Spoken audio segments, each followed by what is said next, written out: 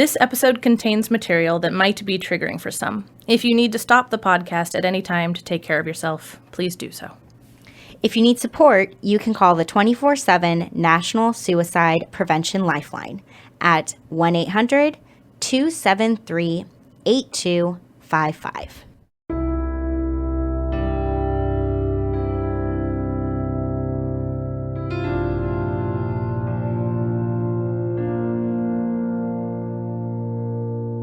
Dialectical behavior therapy was created in the 1980s by Marsha Linehan in Seattle, Washington. Today, DBT is taught all over the world. We're two therapists who believe everyone can benefit from DBT skills. I'm Kate. I'm Michelle. And this is DBT and Me. Hi, everybody. Hello. It's time for Q&A 31. We have 31. Crossed the threshold into the 30s. Getting ever closer to my age. Wait, when do we reach your age? I can never remember how old you are. I'm 32. Ah, so close. So next one. Yeah, we reach my age before we reach yours. I mean, yeah, I knew you were younger than me, but I couldn't remember by how much. Yes, I am 32, so 5 years next younger time. than me. Yup. Yeah, so we're gonna dive in. Also, Kate's having a bit of a headache today. If you guys just listen to, I'll just say it. Yeah. If you guys just listen to Q&A 30, we also mentioned that because we're doing some binge recording today. I was gonna say marathon recording before before the baby happens. Exactly. Before I give birth, which I will have by the time you all are listening to this. Yeah, we're just recording a bunch of episodes at once, but yes, so Kate's headache is still here, unfortunately. It is still but here. She still has good insights anyways. And Yay. you get to start. I do with get the to short start. one. It's so short. This one just reads, why are happy memories so sad and melancholic? In other words, is nostalgia a good emotion or a bad emotion? Yeah. I don't know if I have a super clear answer for this, but the thing that I thought of, which I've talked about it before on the podcast. Oh, if yes, you not have. Seen Inside Out, the So many Pixar times. movie. See Inside Out. And admittedly, it's been a little bit since I watched it, so I'm a little rusty, but there's this poignant moment in the movie, right? The girl, Riley, has what they call core memories. So these are memories that have really shaped who she is, big events in her life. And one of her core memories was touched by the emotion of sadness. And most of her other core memories had this experience of joy as the primary emotion that she felt. Like, these were core memories because they were really like positive, happy, uplifting events. And then the emotion of sadness kind of went to go touch one of these core memories. And basically what was really shown is that you can have both. Right? Like this listener is asking, why are happy memories so sad and melancholic? Well, yeah, we could experience that within the same memory of that there may have been a time where it was sad or this emotion of sadness that comes along with it while also having an experience of joy. So anyways, go watch Inside Out because it explains this basically at that scene in the movie. But a couple other thoughts here. I mean, one, we can feel grief when a memory is done. You know, we maybe have this great experience, right? This really happy time. And then we can feel sadness when it's done because we may not get to experience that again. Possibly. So we can feel maybe some gratitude and some joy that we just had that great experience. And also now that experience is done. Right? One of the things that I think about, my husband grew up going to a summer camp every year. Great, happy, fun week. And you better believe that there are lots of tears on the last day because it's ending. Now I'm a camp counselor with him. So I cry every year now when camp ends, even though I just had an amazing time, right? I'm sad because now that experience is ending and I have to wait a year before I get to come back and have that experience again. So that can be a really common reason why. It also feels important to point out that like our emotional response to memories can change over time. Ooh, yeah. So you may be thinking of, a certain memory today, and as you're thinking of this memory now, you might feel some sadness coming up thinking about this memory. But say 5 years from now, you may think about the same memory, and maybe sadness isn't the emotion that comes up for you then. Maybe a different emotion comes up when you think about it. Because our memories, contrary to what we'd like to think, we want to think they're stagnant, right? Like, this thing happened. It did. It happened. But our memories of how we felt, they really do. They change over time, and what we remember changes over time. So memories are not static. They really do. They shift and change a lot over the course of our lives. So happy memories may feel sad and melancholic sometimes, and other times they may just feel purely happy, and other times they could feel all sorts of other things. So totally natural to have varying experiences with what you're remembering. Totally normal. Makes sense. So it's funny. I think part of it, you ended up touching a little bit on my second point, but the first thing I wanted to say, I don't know, it's just, and this is me being, I don't know, on a little bit of a soapbox, but no such thing as good or bad emotions. Yeah. So, is nostalgia a good or bad emotion? No. Yes. Neither. Both. Yep. No such thing, right? It could be maybe less pleasant. Or more pleasant. I really like, Michelle, how you're talking about it being different over time, right? Like, you could think about the same memory in many different situations. And even if it's an amount, I don't know, comfortable and an amount uncomfortable, or maybe you could say pleasant and unpleasant, the exact ratio of that might change each time. This time it's only tinged with sadness, and this time it's more sad than happy. And things like that. So my soapbox is simply no such thing as good or bad emotions. So that part can't possibly be answered. But also, and I think this is the thing that you said in your own way, Michelle, when you were talking about Inside Out, is that I would say most of the time, like nostalgia, there's lots of ways to remember something. But I would say nostalgia is kind of by nature a dialectic. It just does have both things. Yeah. That's part and parcel to the whole nostalgia gig, right? is this, the sense of I don't get to do it again. So there's a sense of sadness from that. Sometimes you've lost people or things that were a part of that memory. And so that can, if you're having a memory of a parent who's now deceased, right? Like, you're so glad you had that memory, but you can't have that memory without some of the grief of their loss coming up with it, right? And so you were talking really nicely, Michelle, in the context of the movie, how you learned that something can be both joyous and sad at the same time. And that's really, I'd say, all pretty fundamental to what nostalgia is.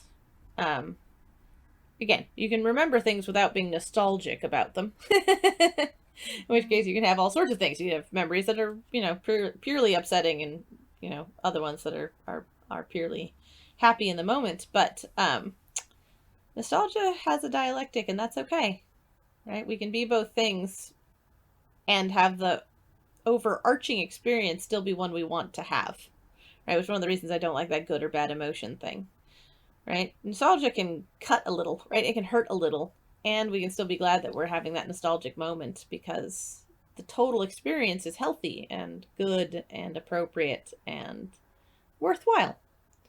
So those are the first couple of things. And it's funny. I don't know. I guess we don't have any skills in this because no, there wasn't really a question for skills. Yeah. I guess we do mention it being a dialectic, but very similar to what, I don't know.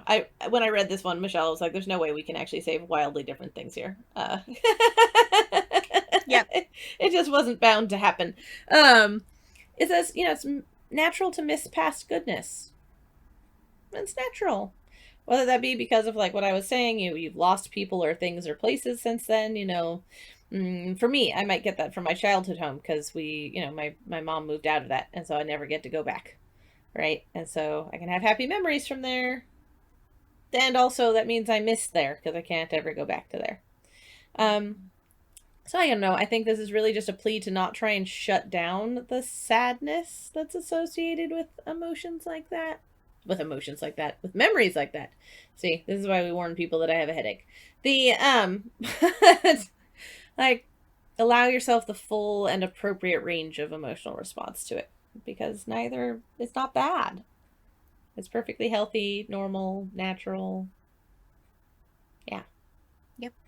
I think that's it. I agree. 100%. Okay. This one says, they just start out with saying, rough few weeks. The negative self-talk is awful and self-harm issues come up. I hit my head because I feel stupid. I feel like I screw up everything and upset the people most important to me. I need skills in the moment, but it's so hard to calm down in the moment. And yes, it is. I was just going to say the same thing. Indeed it is, listener. Mm-hmm. So a few different things stood out to me. One, and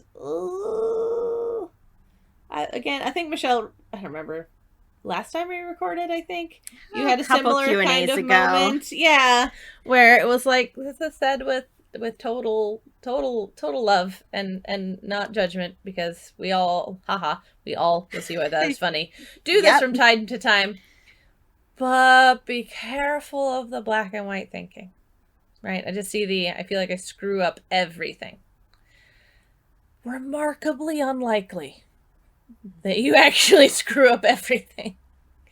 But that thought has a lot of power. Just to think I screw up everything is really harmful. Especially if you're thinking it a lot. Like on repeat. A lot. So, be careful. In, again, the kindest way I can possibly say this, and if anyone's gotten to this Q&A in listening to us, I'm sure they've figured me out a bit by now. But, like, of course you screw up stuff. You're human. It's inescapable. You're gonna fuck stuff up. It's just, yep. Right? So, I'm sure you screw up some things, because you're human. I don't have to know you to know that that is true. I also feel like I can just as comfortably say you don't screw up everything. And so, right, just careful of the black and white thinking. I'm like scanning what you say, Michelle, and I don't think you mentioned check the facts.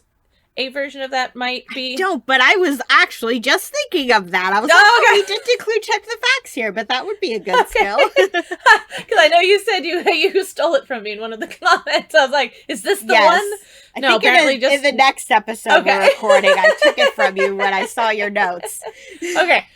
Yeah, I was just like, but I'm like, nope, I don't think either one of us say that. So yeah, so skill-wise, though not in the moment, this is not a calm down in the moment skill. This is an outside of the moment skill. You might do some check the facts just to, again, I'm not 100% positive, but I'm damn near 100% positive that if you do check the facts, you're going to find out you don't screw up everything. Because, again, human. I'm pretty sure you put your underwear on right this morning. Just at a guess.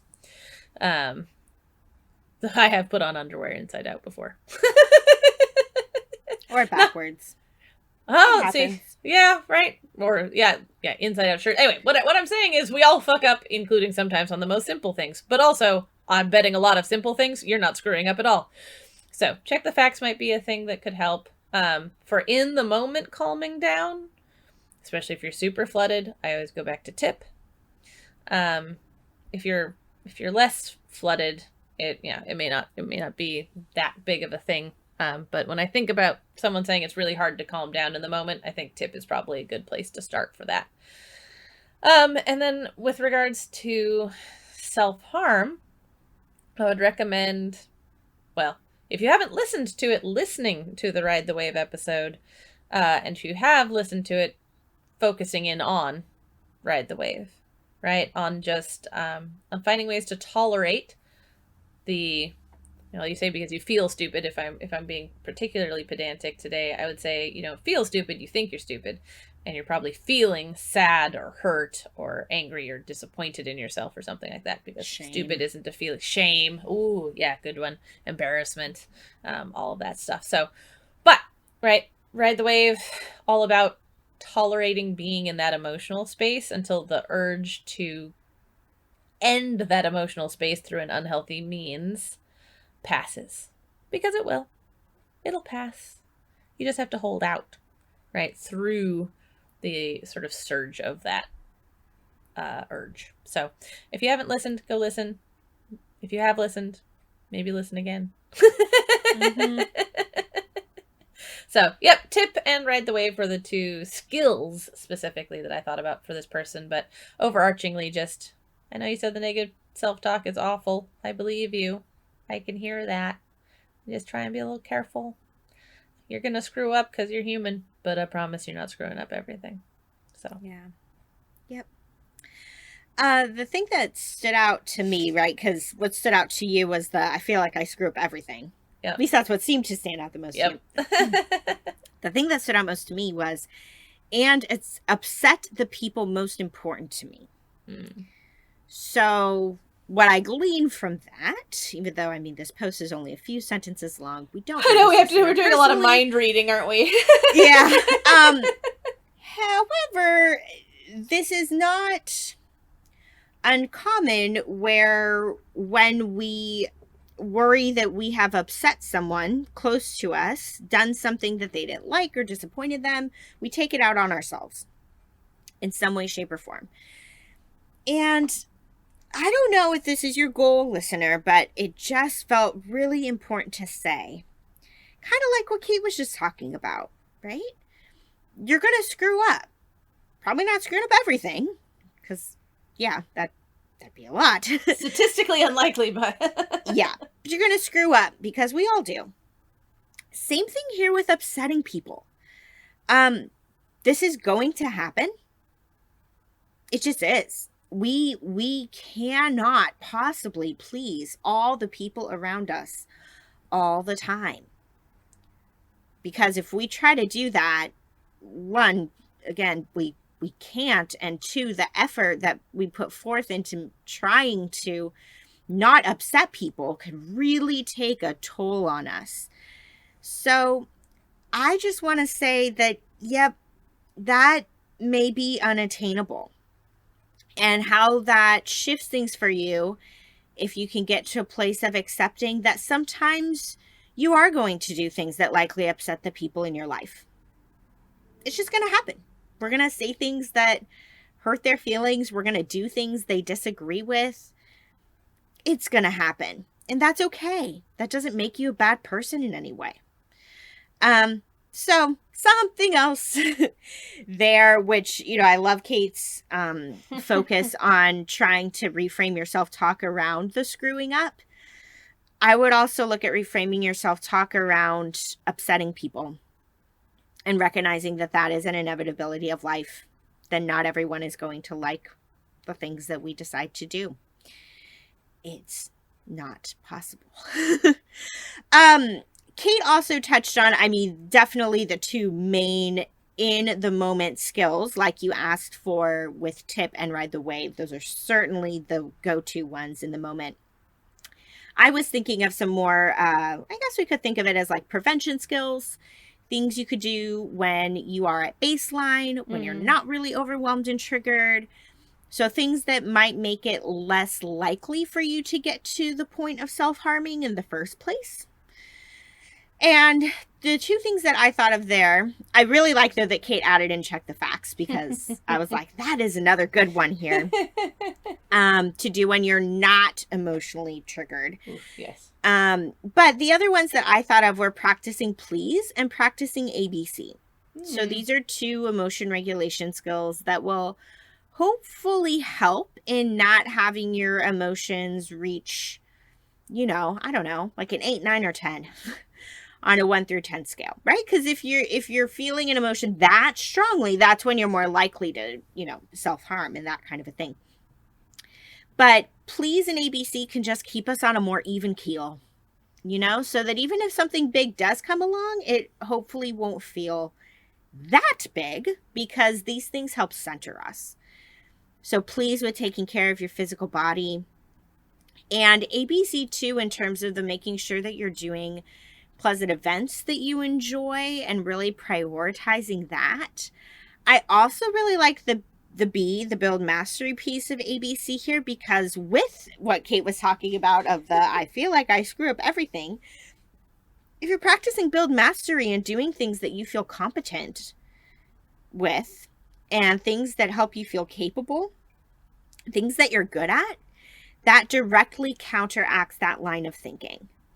So building mastery also is a really important component of ABC, and I think in particular a component for you to maybe really focus on is what can you do that just makes you feel confident, makes you feel good about yourself, that you rarely if ever screw up, because it just comes pretty naturally to you. And I'm of the belief that we all have something that we're good at, something that we feel pretty masterful over and pretty competent in doing.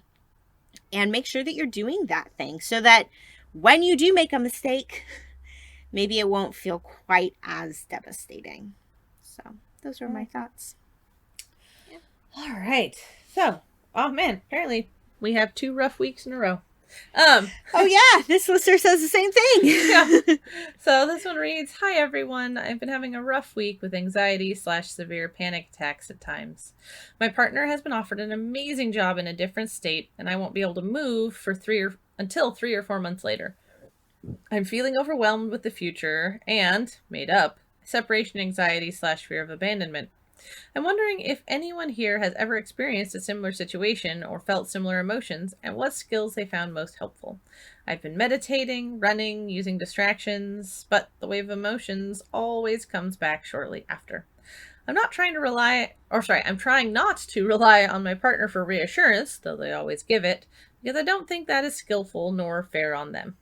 Needing a big DBT hug." Yeah. I have a couple thoughts. We'll see how brief I can be. I don't know if I'm going to be very brief with this one.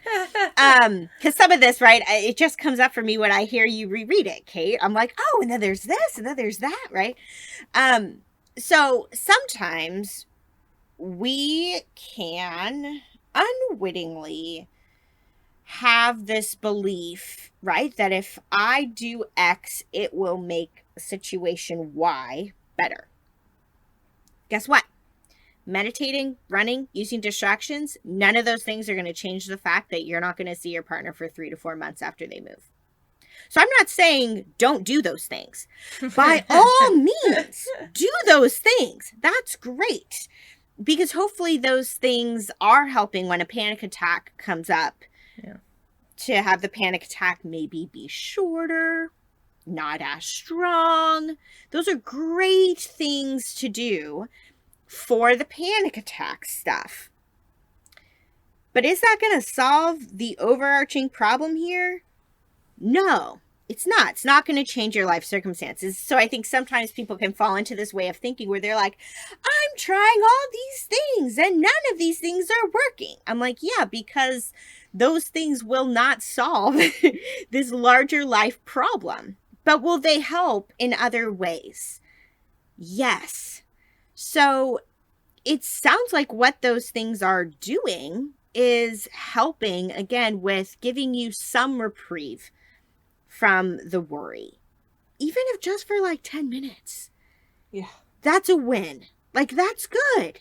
Doesn't mean you're like gonna go for a run and then you're like, hey, I feel awesome for the next week after that run. No. It's not going to work that way. Just saying. So, yeah, those things are likely helping. But yes, there's this large overarching life situation going on that it doesn't matter what you're doing on necessarily a daily basis. That large situation isn't changing. So here's what I thought of as some very practical problem solving, not DBT related stuff, but maybe it will help. Is, because you say too, you're like, I'm trying not to rely on my partner for reassurance because I don't think that is skillful nor fair on them. I hear you on that. I would also make the argument that this is not a individual problem. This is a couple problem. I don't even want to necessarily call it a problem. It's a situation, right?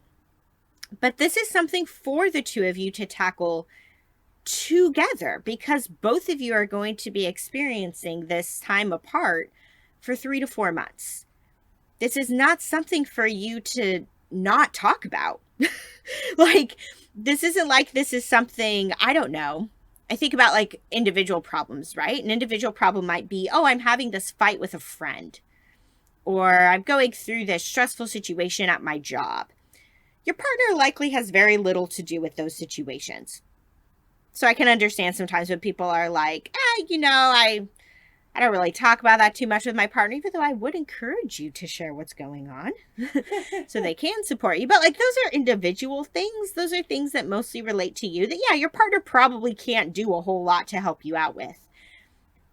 This is not one of those times. This is one of those times where it's really important for the two of you to be talking about and working through this as a team, as a pair, because you both are going to be going through this. So I would talk about it with your partner. I would be sharing your fears. I would be figuring out what it looks like for you to have reassurance. So what I was thinking of along these lines is that it will be really important for the two of you to make a plan for how you're going to stay connected when you're apart. That could look a million different ways, right? Maybe you guys agree to FaceTime every night at 8:00, right? I don't know. Maybe it means you guys are going to watch a movie, quote unquote, together once a week. You're going to put on the same movie and you're going to sit there on video chat and watch the movie together. Maybe it means you guys are going to plan, if possible, a visit during those 3 to 4 months. Either your partner coming back to visit you or you going to visit them. Like, figure out a plan for what it's going to look like to stay connected during those months. 3 to 4 months is not an insignificant amount of time. I mean, like, I know that there are couples who do much longer distance than that, but that's not like a week or two. No. That's a few months. Like, create a plan for how you guys are going to keep your relationship strong. Are you guys going to send each other packages in the mail or write letters? I don't know. It could be anything. But come up with a plan for how to keep your connection strong and talk about it and brainstorm ideas to try. And the other thing that I think would be really important here is to create things to look forward to when you do move to be with your partner after these 3 to 4 months are done. What things are in that new city that the two of you can look forward to doing together? Like, really create some plans and something to look forward to, because that can keep us going when we know there's a light at the end of the tunnel. And thankfully, there is a light at the end of this tunnel for you. There is. That's a really good thing. So daydream about that light. Talk about where you're going to go eat, like what restaurants you're going to try, and what things you want to go out and do, and what hikes, or I don't know. Again, anything.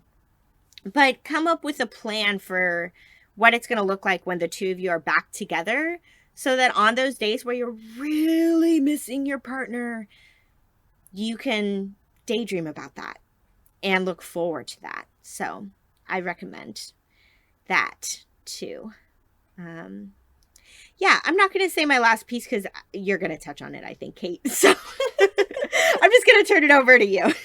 Well, it's funny. I don't know. I hadn't thought about this at all until you were talking, but I do think it's funny. I mean, I love your suggestion of creating things to look forward to once they're back together again. I think that's a great one. And also, as soon as you said that, the first thing my brain thought of is maybe some things to look forward to while your partner's gone. Yeah. So I'll use for an example my dad and my stepmom. My dad likes to travel a lot. He likes to travel a lot more than his wife does. So with some frequency, he'll go gallivanting off around the globe, and my stepmom will be left at home alone. And she's like, I'm trying to remember what the 3 things are. She just told me this recently. She goes, the minute your dad's out of the house, I make, and I think it's like beet salad, tzatziki, and one other food thing. She goes, and I just have those in the fridge so I can have them anytime I want them. Right? So one of the things she looks forward to is cooking and eating foods that my dad doesn't like that she does. I like that. Right? She happens to like John Denver music. My dad fucking hates John Denver music. So she's like, I can, yeah, exactly. She's like, I can put that on the home speakers and just listen to it all day while I'm doing stuff. Right? Like, we all, well, not we all. Ideally, we love our partners and are glad we live with them. Also, we're almost certainly making compromises when we're living with another human being. It's true. Yeah. For their own happiness, for their happiness and comfort. And so, like, I'm not saying you're not going to miss your partner. I'm not saying there isn't any struggle. I'm also saying you might do yourself a favor of being like, oh yeah, but, I don't know, my ex-wife couldn't, like, when I say couldn't eat bacon, what I mean is if bacon touched her skin, she broke out in hives. If she ate it, she vomited profusely for hours. Like, she was actually allergic to it. And so you better fucking believe that when that woman was out of the house, there was pork at every goddamn meal. Because we couldn't even cook pork in the house when she was there. Because sometimes the fumes would make her sick. Like, so, right, so there's, I keep coming back to foods, but I know there's other things, right? Like, my partner is insistent on, actually, this is true for me. My partner is insistent about how quickly the dishes get done.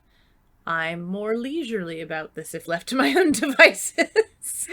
And we talk about dishes all the time on the podcast. It's like true. A Dear Man example.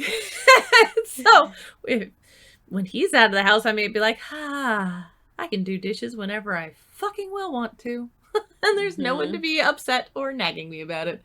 Right? So, yes, look forward to wonderful things for you two to do together as a couple, again, when you move to wherever they are moving to. And also, maybe think about some things that you will enjoy doing while they're gone. Yeah, you might not I like have. that a lot.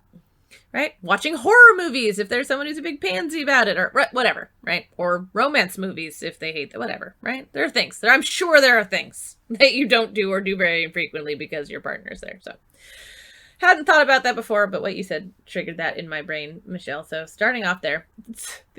Also, I did want to just say, sounds like you're having really natural fears and anxieties. Maybe to use sort of check the facts terminology, maybe the intensity of the feeling doesn't meet the facts. I'm not sure that's true, but it's possible.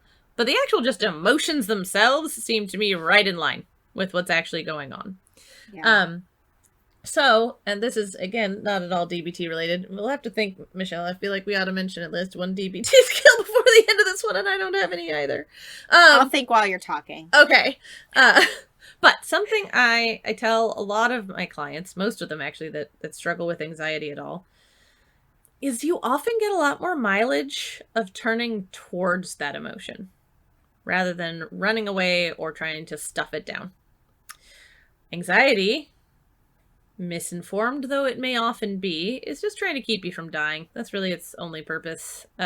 It's wrong a lot about what is capable of causing our death now, but right, it's trying to keep you safe. That's the whole purpose of it. And it's rather insistent in its attempt to talk to you about what it thinks is going to threaten your safety. And so the more you try and shove it down, ignore it, push it away, get rid of it, often the worse it gets. It's like, nah, bitch, you are going to listen to me. I will just keep getting louder until you do.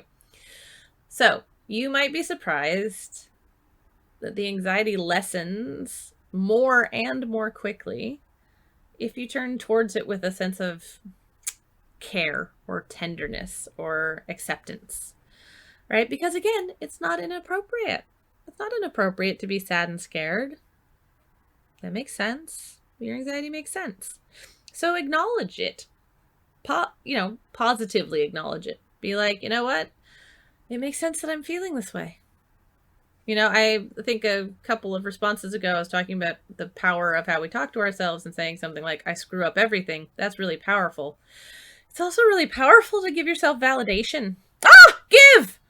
Ha! Give towards yourself. Figured it out. Yes. I thought of another one too. Okay. We'll get to yours too, but I was just like, validate yourself. I'll let you finish your thoughts first. Right, but that's really is what I'm talking about, right? Is being gentle and interested, so sort of curious about where your feelings are coming from, validating, right? Like really pointing that whole attitude towards yourself and what you're going through right now. Because it makes sense. And you'd be surprised how impactful it can be to just say, it makes sense that I'm feeling this way. These are reasonable emotions, right? Oh, this is hard. This is, because it is. It's hard because it's hard. Yep. So, yeah, you might, surprisingly, in not trying to get rid of the anxiety, you might do a better job of getting rid of the anxiety. It happens a lot. So, right, what's the other skill you thought of, Michelle? Yeah, kind of the other thing I was thinking about, because this listener does talk about anxiety, right? That's the main emotion they're talking about. Anxiety about this time apart from their partner. There's also probably a fair dose of sadness. I would be really surprised if there wasn't here when you think about that time apart and missing them. And I kind of think maybe more to the sadness than the anxiety. We're also really talking about a lot of opposite action here. In the sense of like, what does sadness tell us to do? It tells us to stay in bed. Honestly, it tells us to curl up in a ball and to not go anywhere and to just feel sad. And that has a time and place. But also, you're not going to be able to do that realistically for 3 to 4 months straight when your partner's gone. No. Like, I'm guessing you have a life to live with like a job and things to do. And so a lot of what we're recommending here, both with what Kate was saying about how could you actually maybe find some things to look forward to for yourself during this time that you can enjoy. I was talking about how can you find ways to stay connected with your partner and look forward to things with them. Really what we're saying is acting opposite that sadness. Fair enough. And really finding ways to take care of yourself within that sadness. And, the whole thing with anxiety is fear, and the opposite action for fear is to face what you're afraid of. Yep. So some of that may also look like, which I was touching on some too, of like, really talking about this with your partner. Don't keep this all into yourself. Talk about it with them. Share with them how you're feeling. And I imagine that may be hard to do. And that will also be acting opposite of the anxiety, to name the anxiety and to say to your partner, this is feeling really hard for me, thinking about us spending this much time apart. And again, how can we make a plan to keep our connection strong during this time? So I think that's also what we're touching on too, some opposite action. I like it. All right, you're taking us home with the last one. Yeah, last one here. Okay. So this one says, hello, my GP, which stands for general practitioner, has just recommended switching my antidepressant, and I'm worried about the change. I have high blood pressure, but my doctor thinks it could be triggered by the medication. The medication I'm currently on was prescribed by a psychiatrist around 5 years ago when I was diagnosed with BPD, but still recovering from an eating disorder. After trying around 4 medications, I finally found one that worked and was off-label use to treat bulimia, so double win for me. But my new GP wants me to try a different medication for 3 weeks to see if my blood pressure is a separate issue or not. However, I've had some bad experiences with some antidepressants, so I'm nervous. I've also recently moved cities alone to start a new job, which I'm finding quite stressful and isolating. So I'm worried about how I'll handle another change, especially without a support network close by. I also live in a small regional town, so access to doctors and therapists is pretty tricky. I know that I can just stop taking the medication if it worsens my mood, but I'm nervous that I might not be in a position to make the best choices if that were to happen. What should I put in place now to prepare for possible negative side effects from the medication? I love this question.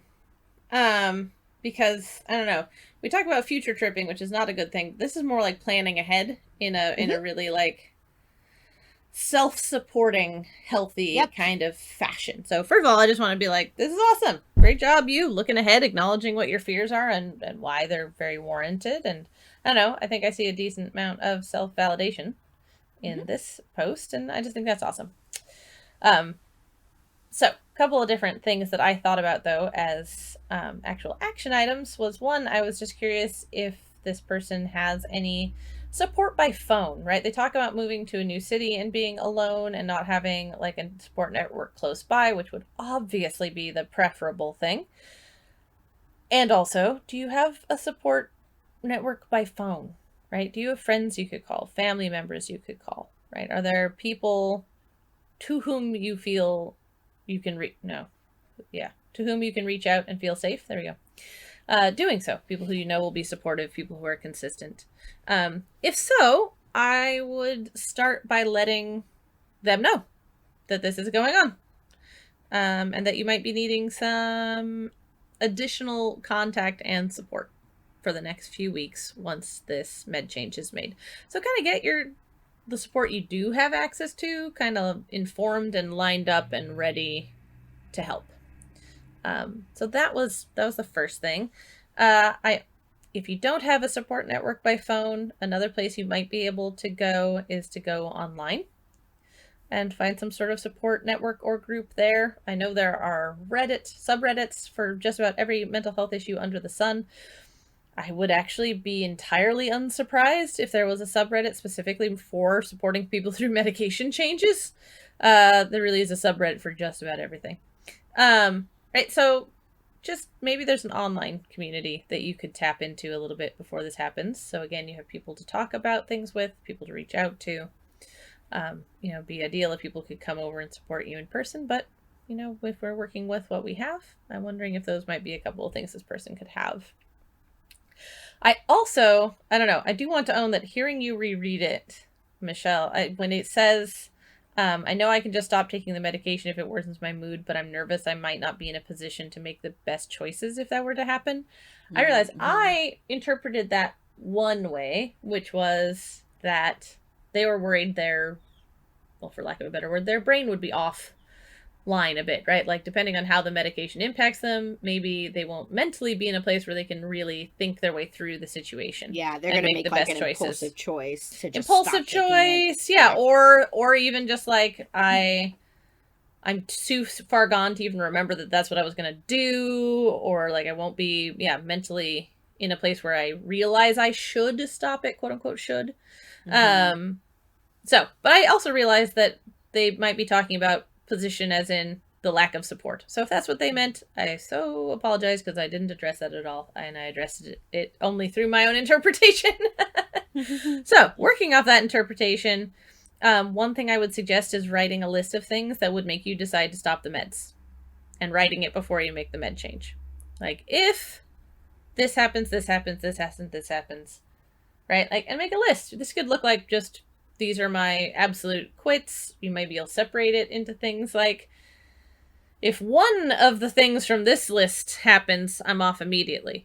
This next part of the list, it might take 2 or 3 of these before it's enough to convince me to stop, and 5 of these other things. I don't know how organized you want to be or how many things you can think of.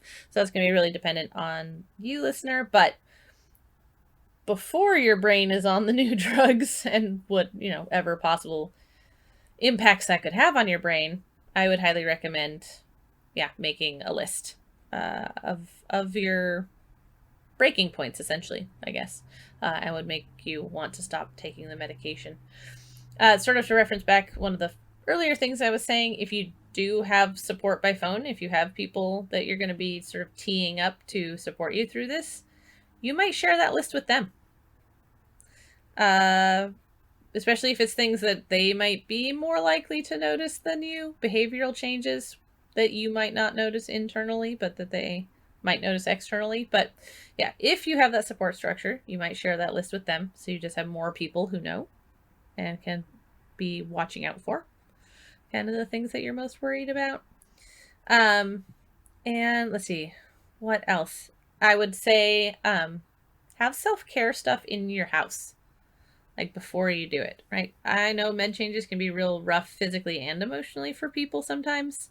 So maybe stock up on stuff for the freezer that you can eat easily, so you don't have to worry about grocery shopping or cooking if those are things that are taxing for you. Have like favorite tea on hand or coffee or something else that's supportive. I guess really what I'm thinking about is self-soothing-ish. Not only because, food would be more on please or whatever. So no, I'm sticking with self-care, right? So whatever the different elements are, whether that be mental, emotional, physical, spiritual, whatever way you feel like you most will need support, try and have the stuff at hand so that you can support yourself with them, so that you can take care of yourself and offer yourself that, I don't know, that kindness. And yeah, having it already in the house before you start down this journey. And then I guess last but not least is, especially if you're worried about not being able to make good choices because of being a little mentally off balance, I would really up mindfulness. That'll give you a different sort of observation point from which to look at yourself. That might help you have more clarity about what the medication is actually doing or not doing. And also it just, it lowers emotional lability, or how mercurial you are. Why can't I talk today? It keeps you from being quite so all over the place. There you go. So if you're worried about getting kind of scatterbrained, quote unquote, with the medication change, practicing mindfulness before, during, and after can all help. So yeah. Very good. Lots of recommendations. Yeah, that's true. So I don't have much to add in skill wise, because Kate really touched on a lot of like very practical things you can do to prepare for this medication change and to try to have it be as smooth as possible. The thing that came up for me, which, I mean, we've acknowledged this, we're way behind on Q&As. We do reply to people typically within, 24 to 72 hours after they reach out to us, either via Facebook or via email. We do give some thoughts and some direction. I don't know if I said this when this listener wrote in, but rereading this now, I'm really trying to think of like if there's a way to have your cake and eat it too with this medication change, because as Kate and I also acknowledge, we are not doctors, and there's some high blood pressure stuff going on here that this listener is experiencing. So that's probably not really something to mess with. And at the same time, the first thing that came up for me is like, could you wait like another month or two to make this medication change? And maybe you can't, right? Maybe there are medical concerns going on specifically related to your high blood pressure where your doctor is like, nope, like we need to do this now. Yeah, that may be the case. But you've been on this medication, it sounds like, for a number of years. And I'm one of those people, just generally speaking, I don't think there's a right time for a lot of things. I think if we catch ourselves waiting around for the right time, we're going to be waiting a while. There's not necessarily a right time to make a medication change. It's always going to come with risks, potential new side effects and that kind of a thing. So there's not really going to be this right time. I also believe that sometimes there can clearly be wrong times to do things in our lives. Mm-hmm. And as you acknowledged, you just moved. So you're adjusting to a new city, a new job, a lot of big life changes. And I think it would be worth talking to your doctor and saying, can we set a date on the calendar a couple months ago, or a couple months from now, not a couple months ago, where then I'll start taking this new medication. I just really want to give myself a chance to settle in. I'm worried that if I make this medication change now and for some reason this doesn't wind up going well, that this is going to be a real challenge for me because I just moved here and I have a lot of other adjustments happening in my life. And see if your doctor's willing to just give you a little more time to settle in. That was my first thought. Maybe wishful thinking, maybe can't happen again, because maybe your doctor's going to be like, nope, I'm that concerned about your blood pressure. I really think we need to do this now. By all means, follow your doctor's advice. But if that's an option, I would maybe consider that, if possible. So I hope I said something like that in my response to this listener. But also just to really acknowledge, I mean, and Kate acknowledged this too, just by you asking this question, I mean, listener, I see you really making efforts to be in a wise mind place here with this decision of really wanting to balance that you want to respect what your new doctor is saying. You really want to use some of your reasonable mind here, right? In the sense of like, hey, I know that this current medication is affecting my blood pressure. My doctor's recommending this new medication. I want to listen to them. Also, my emotion mind is like maybe freaking out a little bit and really scared because I've had bad experiences in the past. Like, you're really holding space for both these things. And that's huge. So really nothing else to say besides giving yourself a pat on the back for acknowledging both sides. Because I hear that in what this listener wrote, that both sides are really present here. So yeah, my hope is that you maybe can make this medication change, but maybe a little more on your timing. Yeah. In your timing. That's my hope. So I like it. Yeah. All right, we're done for right now, huh? Yeah, we're done with this one. Okay. So if you would like to be on a future Q&A, please feel free to email us, dbtmepodcast@gmail.com, or go ahead and post in the Facebook group because we mine that considerably for Q&As. So that's it, I guess. Thanks so much, everyone, and we'll talk to you soon for Q&A 32. Yes. Your 32. birthday one. My birthday one. Yes, that's the next one we've got. All right. Bye, everyone. Thanks, everybody. To learn more about us and the DBT skills we're teaching each week, join our Facebook group. Simply log in to your Facebook profile and search for DBT